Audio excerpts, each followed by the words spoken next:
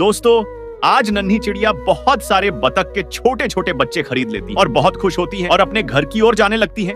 लेकिन दोस्तों, अब हुआ उसे देखने से पहले। अगर ये वीडियो खूबसूरत लड़कियों का होता तो आप भर भर के लाइक सब्सक्राइब करते थे, लेकिन आज मैं देखता हूँ कौन कौन अपनी प्यारी माँ के लिए एक लाइक और सब्सक्राइब करता है और कमेंट में I love you mom dad लिखता है। और जो लोग अपने माँ बाप की इज्जत नहीं करते वो कृपया इस वीडियो से दूर रहे। और दोस्तों, नन्ही चिड़िया का एक्सीडेंट हो जाता है और सारे बच्चे मर जाते हैं और नन्ही चिड़िया बहुत रोती है।